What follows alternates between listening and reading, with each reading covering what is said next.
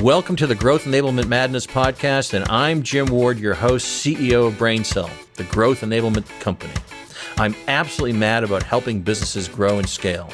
And in this podcast, my team and I get a chance to talk shop with industry thought leaders about a variety of growth enablement strategies, stories, and technology trends. I'm happy that you're here, so let's get the growth conversation started.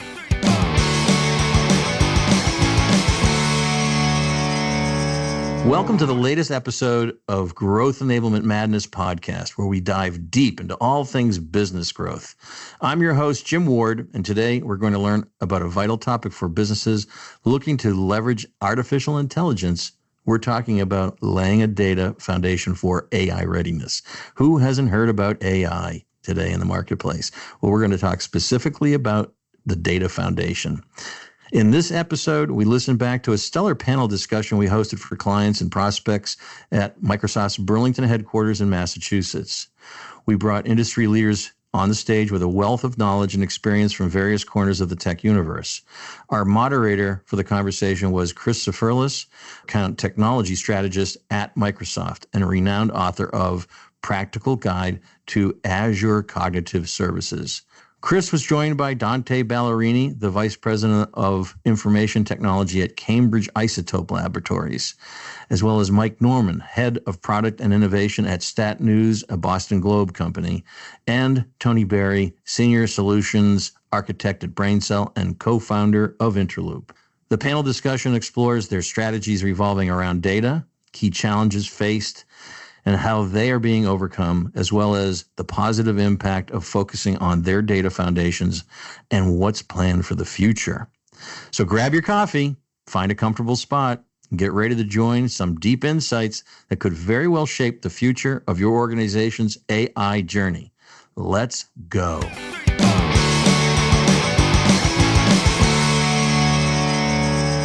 Thanks, Jim. Okay, so done the formal introductions, but Dante, we'll start with you. Tell us a little bit more about you, your role, what you do, those types of things. Yeah, so I'm responsible for all the information technology systems, everything from the ERP to the InfoSec to the infrastructure and everything thereabouts. And Cambridge Isotope Labs, a little bit about Cambridge Isotope Labs. We're the largest stable isotope producer and a seller of stable isotope labeled compounds and stable isotopes. So who here knows what an isotope is? Let's see who the chemists are. All right, who wants to explain it? You can win a free mug or something. Now, just real quick, I'll give you 2 seconds on what an isotope. Everybody knows what an element is. Take carbon, for instance, right? So if you change the number of neutrons in that carbon atom, you have different isotopes of that carbon atom. So there's very common isotopes that we all see and part of us, part of everything in this world. And we deal with some of the other ones that aren't so common and we'll substitute in. And our products are used, it provides different characteristics, and our products are used in a lot of pharmaceuticals, OLED TVs. It makes the TVs brighter and last longer, things like that. So there's all kinds of different properties with the isotopes used everywhere. So anyway, that's my speech on it. Great, thank you. And I'm sure data is not important at all, right? Data's not important at all. We just live by the seat of our pants. No. So we recently just rolled out Dynamics 365 Finance and Operations, or Finance and Supply Chain has been renamed. We rolled that out in November. So we're in a big project now to clean up the data and get it ready for future AI and things like that. So I'm just at the beginnings. I don't know, maybe we're jumping ahead here a little bit, but we're at the beginnings of building our data lake right now. And I'd say we're at the bronze level, the bronze medallion of our lake house. So, and it's a lot to figure out. It's changing quickly with Microsoft. So I'm trying to, every time you look at the documentation, oh, wait, that one's stale. That's like 3 weeks old. So it's good. Welcome to my world. Yeah, but learning a lot very quickly with it, and it's real interesting. So. And thanks for the free plug on Dynamics there too. I'm sure it's going great. How about you, Mike? Yeah, I'm Mike Norman, Head of Product and Innovation at Stat News. So we're part of the Boston Globe Media Partners, which obviously owns the Globe, but also Boston.com. So we're a biotech and life sciences publication. So we're pushing out news. We're main sources on COVID news, obviously back in very late 2019. Yeah, and we are mostly subscription based. Obviously, advertising and subscription, big part of what we do. So that subscriber journey is really key to what is going to keep us in business for years to come. So that's why we've been working with Jordan and Interloop to get that data into a place where we can better report on or better identify users who will turn into subscribers or churn, as we call it. Yeah, I'm sure the data is really important to the customer journey and understanding who, like you said, is going to churn and things like that. Yeah, exactly. And I'll note, I am the head of product for not the main product, because obviously the main product is the journalism. So our job is to get the journalism out to the people. So you're kind of an isotope. I am kind of an isotope, yes. Tony, you want to say hi? Yeah, I'm Tony Berry. I'm CEO of Interloop. So Jordan and I founded the company about 7 years ago now. And it's world coming back around. So Chris hit it perfectly. We were originally an AI company 7 years ago. Think about that. So we were building on top of IBM Watson at the time. And Jordan built a product that worked and we had a customer buy it. And so we started to go out and try and sell it to more customers. And what we kept hearing over and over and over again, because Chris said it perfectly, if your data is garbage, AI makes it a louder version of garbage and a messier version of garbage. And that's what we ended up seeing with our product. It was getting, this was before hallucinations were known, but it wasn't answering things right.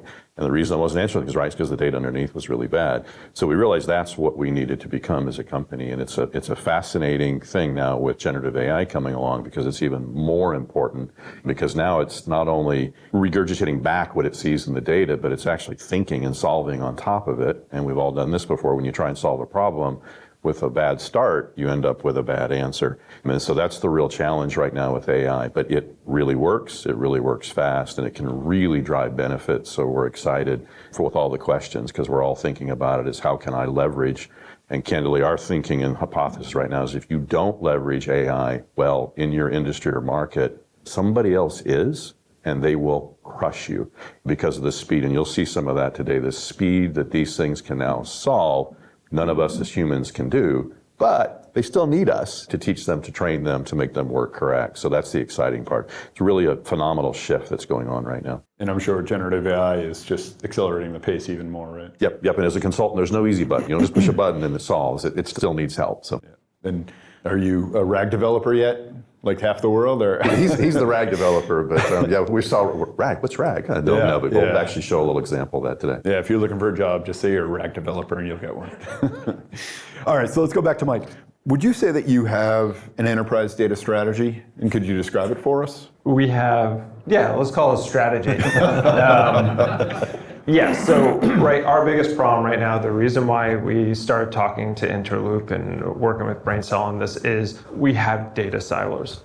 Everything is very, very siloed. It's good data. Well, we think it's good data. We'll find out, I guess, when it goes through the amplifier. But I've been at the company for just a little under 2 years. The work to start planning what data was going to go into Interloop began at least 6 months before I even came on. So it is a long process to identify the right data that we want to pull. And we've got our identity platform, our subscription platform, our CRM. Those are just the three main ones, but then we've got at least 10 other ones that we're looking to fold in. We're working on another one right now to bring in. So from a strategy standpoint, it's let's get the right data together. Let's look at what a customer is across all of these silos, because it's easy to say, hey, we have an analyst on staff, which is great, but she then is very responsible for taking everything manually and reporting on it, which by that point, it's old, it's stale, it's useless. So how do we give her the tools to have more immediacy that allows us to react to that quicker? But also, not even react, how do we be proactive? Those are the things we're working on. From a strategy standpoint, it's about getting all of our data into one place, being able to better report on it. So that's what we're focused on right now. Great. How about you, Dante? So our strategy kind of goes back a few years. So I've been with the company for just about 4 years now. And prior to me actually being in the company, there wasn't even an IT group. And so the CEO had a vision that, hey, we had to really do something. We have an ERP system. It was an on-prem Navision system that they were barely using. It was like just a record-keeping system more than anything. So they tasked me with building out this whole strategy. And so went forward with the Dynamics 365 F&O. And as part of that, though, we had a few locations that was running things on Excel sheets and paper. And so we've been pulling all that data in. And part of the conversation earlier is how can we use some of this data that's scribbled? A gentleman back here was asking about the scribbled and handwritten data. We have tons of that. We've been scanning it in. We don't have anything. We don't have a way to absorb it yet, but that's on the agenda as well too. And also with the Dynamics 365, we're bringing in lots more data. So where things were handwritten, some of the formulas were handwritten or just on paper. Now we're bringing that all in so that we can actually use things, common ERP tools like MRP and things like that. Before the planning was done by hand. And hopefully we have that material in stock, things like that. So we have to clean this data to allow that MRP system to run. And then eventually, hopefully we can have AI even help us better plan and improve on that so we have better inventory levels. You have the finance people that want no inventory. You have the sales people that want every bit of inventory possible out there to service the customers. And so you have to find that right balance. And so that's what it is. A lot about the demand forecasting, and then the planning of the production of our materials. So that's really what our strategy is around. Great. Who in the audience has an enterprise data strategy by show of hands? BrainSell can help with that. So we talked a little bit about the challenges you guys are facing, right? What would you say, if you had to pick one thing, has been your biggest challenge, Dante, in sort of building this ecosystem and that strategy? Is the cleaning of the data. It's when you have people, everyone has a great intention of where they want things to go, and they all format that data a little differently. They all record it differently. They all have different opinions on it. And that's what we're finding now. We were having problems with invoicing when we first went live with our ERP system because some of the email addresses weren't clean, or the phone numbers when they were trying to call it. Some people used dots instead of dashes in the phone numbers. It was set in the system. Believe it or not, it was set in the system often directions that we never imagined right up front. So the cleaning of the data. So part of my strategy is we've built out a master data management group, as we call it now, and we have 3 people taking control of the data and getting it out of all the different people's hands and bringing it into one location so it's consistent. We're cleaning it, we're filtering it, and other people in the general population is not going to be allowed access to the data to update it and things like that. So we'll control it that way. Yeah, it's a very common challenge, so I can see that. How about you, Mike? Yeah, I would say the siloing, right? So we're actually only, 8 years old as a company. So from a data perspective, it was planned out pretty well and modern, right? So that's not as much of an issue. Some of the issues that Dante has to deal with are, companies that have been around for 30, 50, 100 years. So the silos are the main issue, but also the sizes of the data sets and sifting through what is useful. We use Stripe. Their data structures are massive, and you look through their data tables. We use Stripe Sigma as well to do some reporting on our side. And it's building a query just to get at some of the data you need. It's hundreds of tables to really sift through. So that's a big part of it. So, and again, working with Jordan and the team to identify, at least in this first phase, what do we need to bring over to best report on? I think that's one of the things. Quite honestly, I know we'll get into how AI is going to help us. We're a publication. AI is a huge threat to us as a publisher. Gen AI is great. It can also destroy our industry. So that is something that we're constantly thinking about. How do we use it for our good, but how do we protect ourselves as well? So those are some of the challenges around that kind of stuff for us. Sure, yeah. I mean, probably 2 of the most common challenges, right? Data quality and data silos. I imagine you all have experience with that. Tony, what do we miss? Yeah, it's funny. I thought of 3 as you asked that question. You guys got 2, and in the back you already mentioned one. You usually find it's those 3, and they're not exciting, but you have to do them. Is cleaning my data, getting it unsiloed in one place, and then the other one is getting the data extracted when the publisher or the creator of the application didn't think about the fact, or thought about it and didn't want it to happen, getting the data out of the system. And so those are the 3 challenges that we hit. Probably almost every project, right, Jordan? We hit it. The interesting thing, though, is if you solve those 3 challenges, you get this all in one place. Now there's amazing things you can start to do because you do have clean data, unsiloed data, and data extracted out of a source system. It's all in one place. And now you can do all those cross-system analysis that we find. That's usually the business user. If we had business users up here instead of IT, they'd probably say, well, I need my report to come from these 4 different systems, and I have 3 people. That's all they do is they go in and pull Excel reports, and then they combine them together and they mash them up in a spreadsheet, and it takes them a week to put it together. But my board meeting was yesterday, so I didn't have the data, so I made it up. And we hear that a lot from business users, or I thought about it. So it takes all that away if you start to get this in a modern data platform. But there's no easy button. You got to go do a little bit of work to get it done. You just triggered some PTSD for me. We've all been there, right? You know, I'll add another thing is getting buy-in from certain people as well. Luckily, our COO very into our data modernization project, but I think it's hard to sometimes sell some people on some of these projects. They're like, well, we're getting what we need. If they think they're getting what they need, there could be a lot more, and it could be done more efficiently. So that's also one of the things that I think most clients have to deal with. Yeah, I mean, I think the stats are around 70-80% of all IT projects go over budget and over time, right? So I think there's a bit of fatigue from people saying it's another IT project. So I think the important thing is to say, but this IT project will bring you these results as opposed to building a better widget, if you will, right?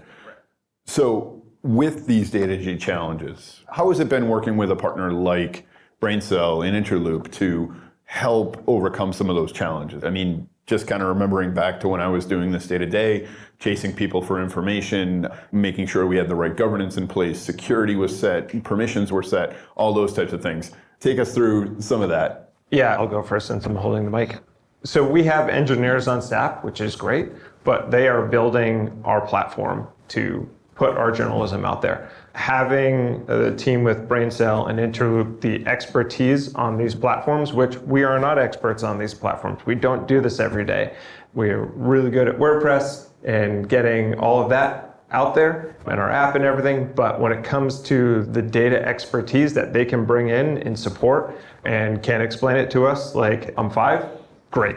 That's what we need from a partner that is going to execute on this for us, is to provide us what we need in that expertise. Yeah, again, a very common challenge where you just don't have the expertise in-house. Data experts are expensive, right? And so being able to augment that with a partner is usually really helpful. And I'll just add the collaboration too. I mentioned it took a really long time to plan this project out from what data we need. And it's one thing for us to say, well, this is what we need. And it's another thing for them to say, cool, this is how we're going to get it out and get it in. And the ETL processes and transforming the data how we need to get it to where we want it to go is really key. Yeah, I can remember at the seafood company, when I was a consultant, I was an expert. When I became an employee, I knew nothing. And then when we brought consultants in, they were the experts. Right, so oftentimes that sort of unbiased, outside looking in approach can really help a lot to move things forward.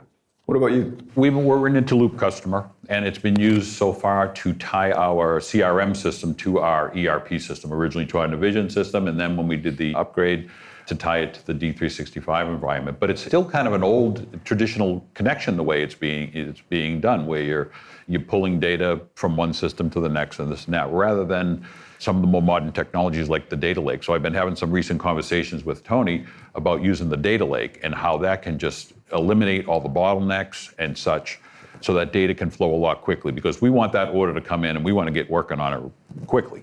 So that can really, I think, speed up the process. So we'll definitely be having some more conversations on that. And also the data lake itself. So we had with the Dynamics 365 up until this point, we've built the Dataverse environment, if anybody knows what that's about here. So we've built the Dataverse. Now we're taking that Dataverse and that feeds into the data lake and such. But we're trying to figure this out. Like I mentioned earlier, I'm trying to read the documentation. We're trying to get through it, and it's challenging. So we definitely have a lot more need for that expertise. Like you say, I'm on the inside. I don't know anything. I need to call in some experts here to help out and to make the project successful. So Tony, I'm going to ask you to put your consulting hat back on for a minute, right? Okay. You're no longer CEO, sorry.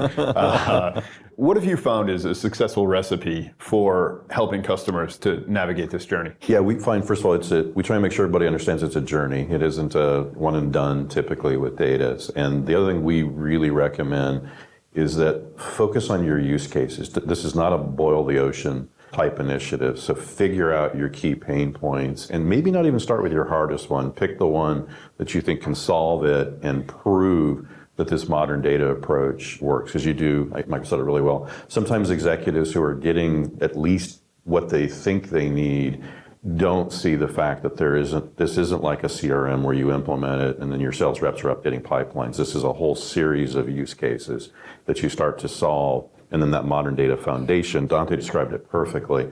I think I probably giggled and screamed and laughed when I heard from Erin, who I work with there, that they were moving on a lakehouse initiative, because she and I have been talking about it for several months.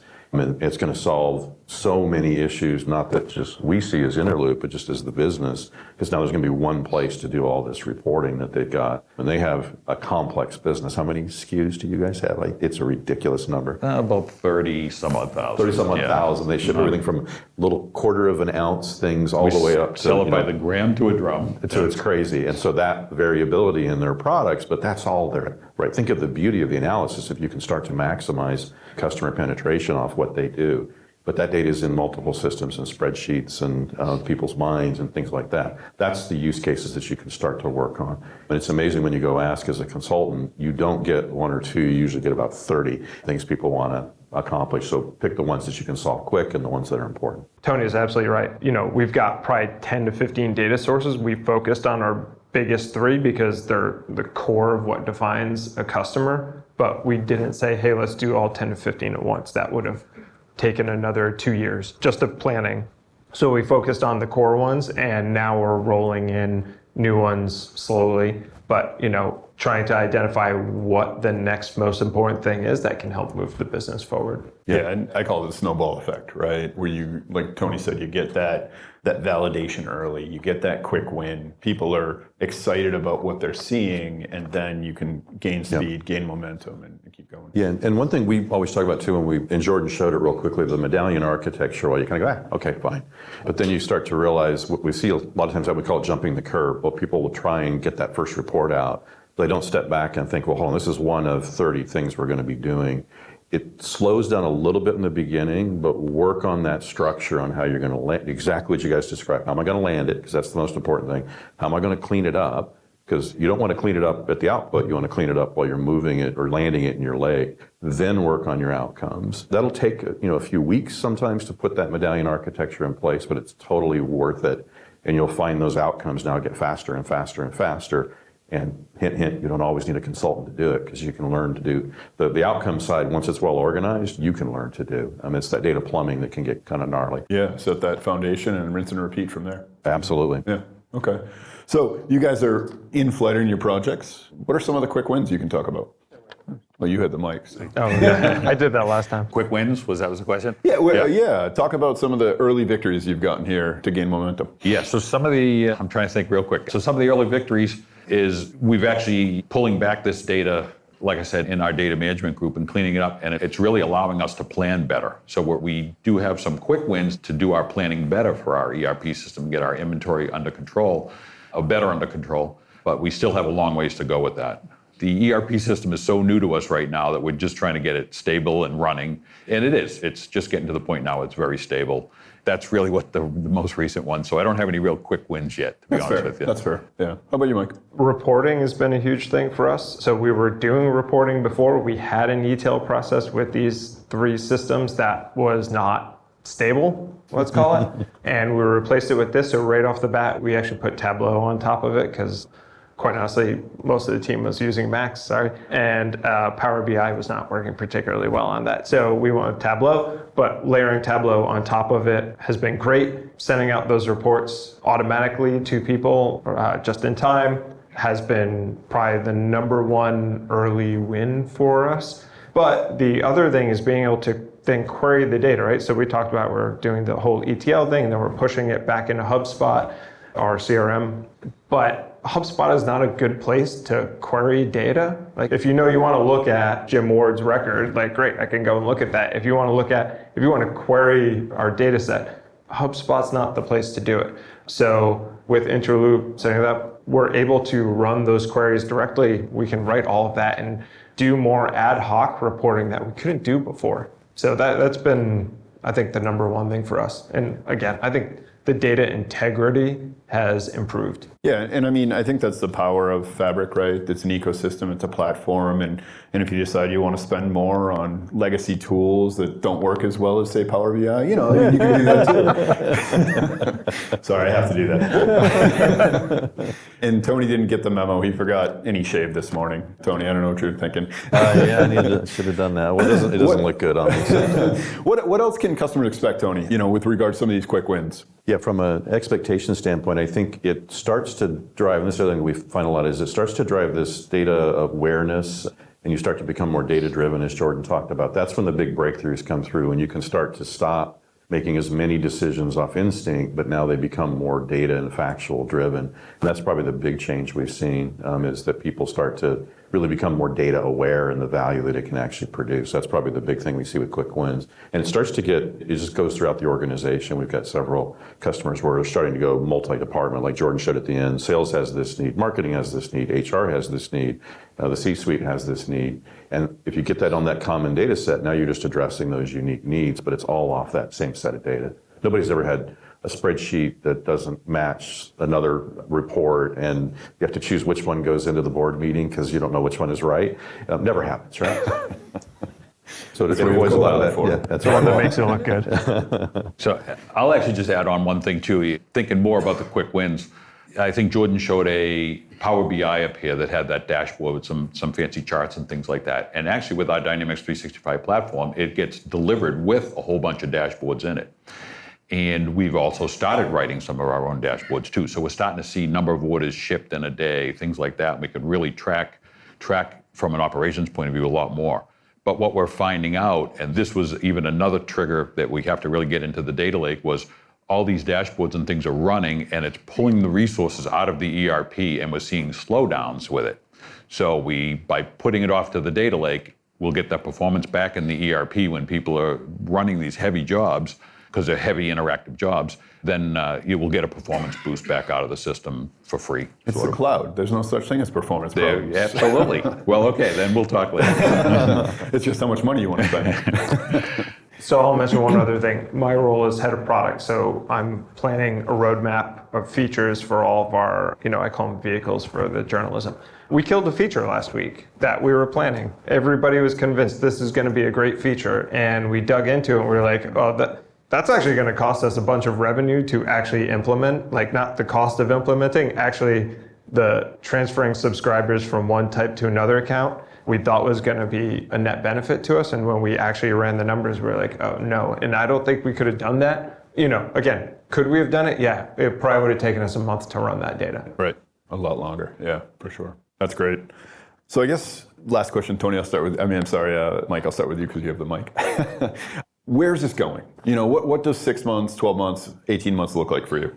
Yeah, well, I think the 6-month time frame is just adding more sources, probably 6 to 12, and probably somewhere in the 6 to 18 is starting to layer on the AI part. I talked about, obviously, Gen AI is a huge threat to our business model or, journalism in general because of what it can do. But at the same time, it's also a huge opportunity for us too. Again, looking at the subscribers, how do we convert people who are showing signals that they will become a subscriber? It's not easy to tell that manually. Having a system, again, having the data in place and then layering AI on top of it to say, hey, these 20 users showed a signal today that send them this particular marketing. That's great. If we can get something like AI to do all of that for us, that's a huge win.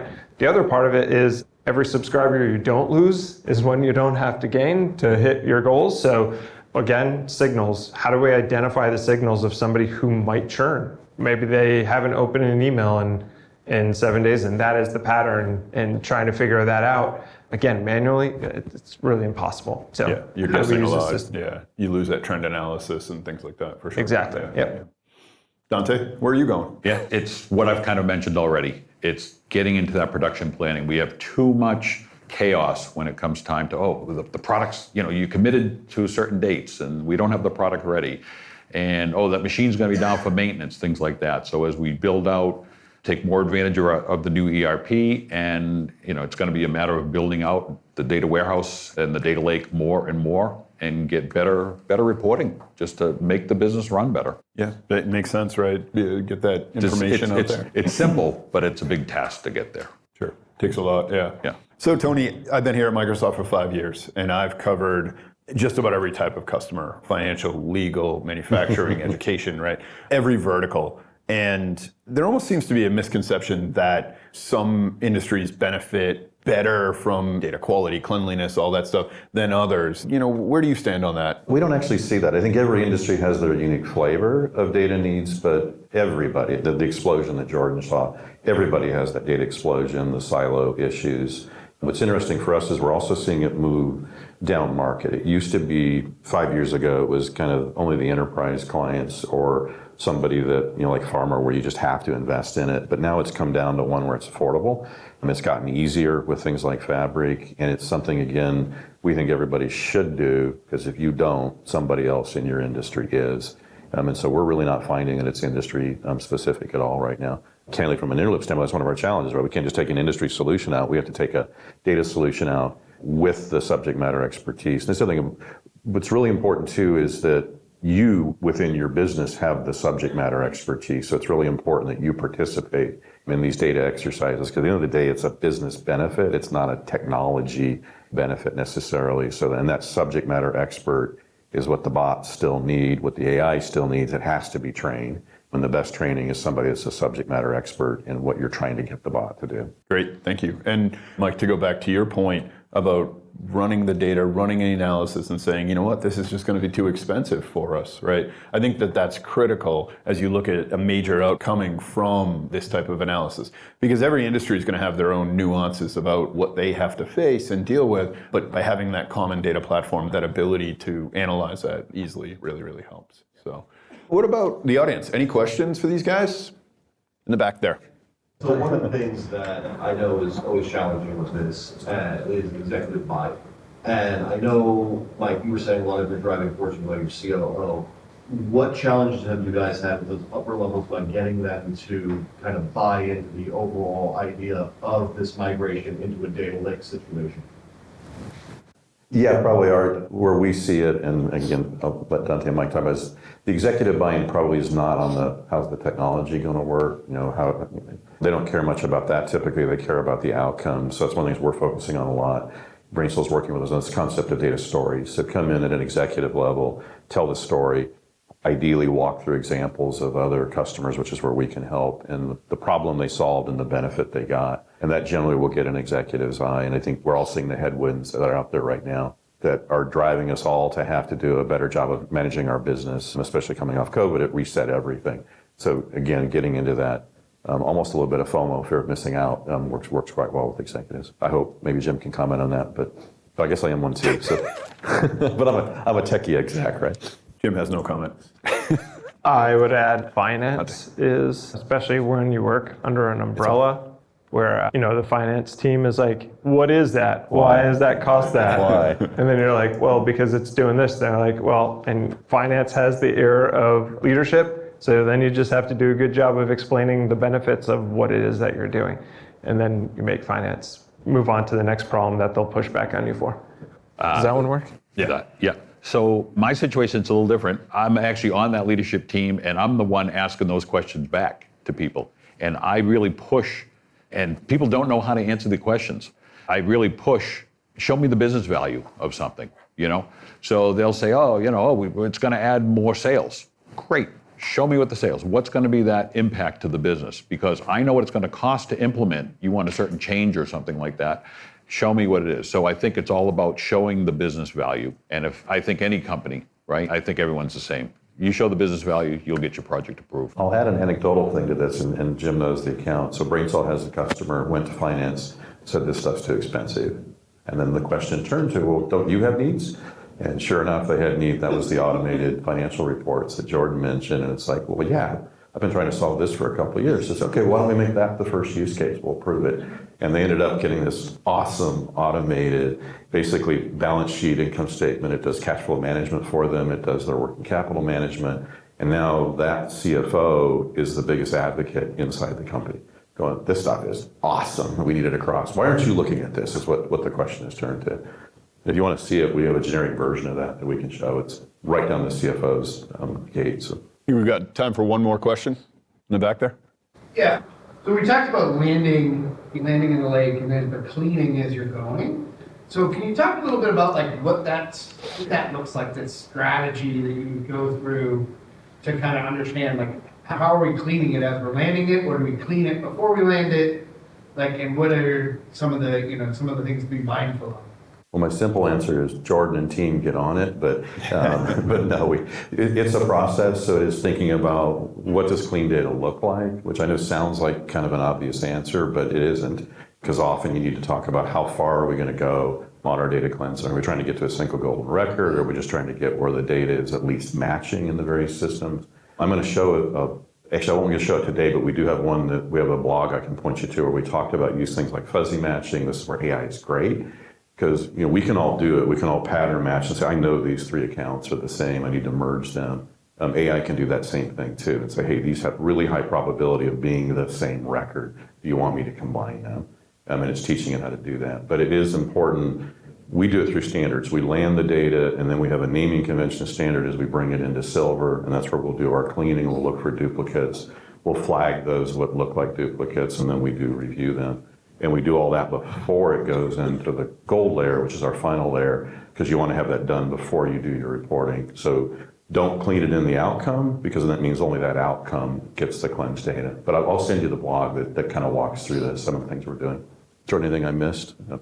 I would add for us, in some cases it was cleaning it at its source, and in some cases it was writing rules for that data when it comes in through the ETL process to change it. And sometimes it's because the data needs to be based on 2 different systems to really say, oh, hey, this rule overrides that rule. So yeah, I'd say it's a combination for us at least. Yeah, it's kind of a 2-phase approach.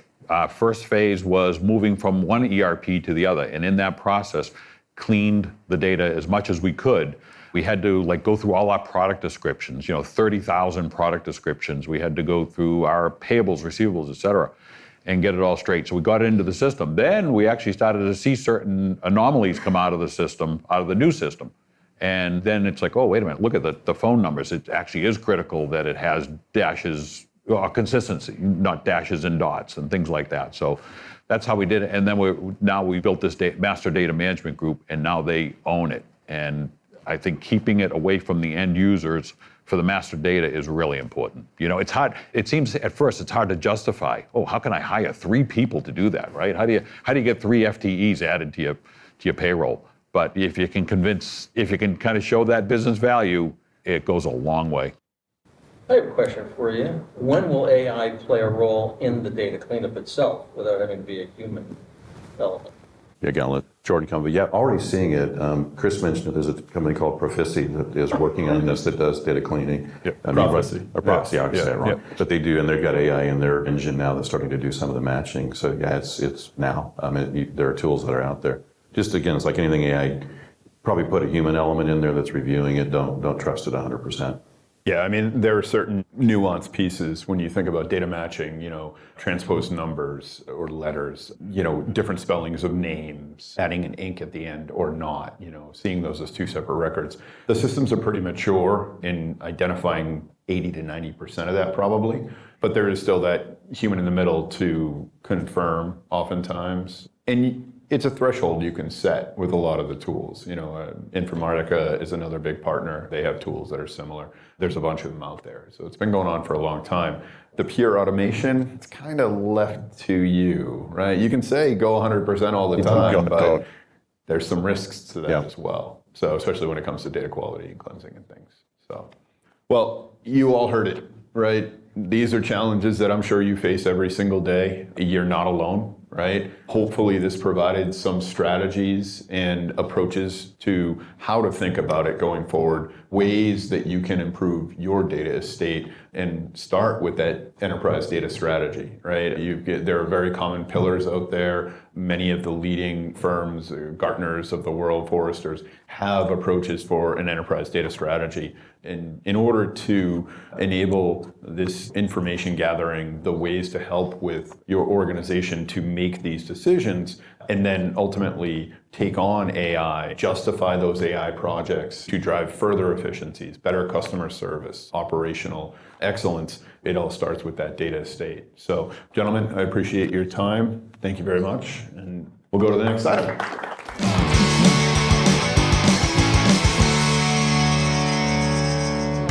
Thank you for listening to this episode of Growth Enablement Madness Podcast. I also want to thank Divinio Podcast for this episode's production and distribution. Finally, thank you to Sam Ward for our musical introduction and outro. Be sure to check out all of our episodes wherever you listen to your podcasts, including Spotify, Apple Podcasts, Google Podcasts, and more. New episodes are available monthly and cover all important topics for growing and scaling your business. Until next time, this is Jim Ward signing off. Let's grow.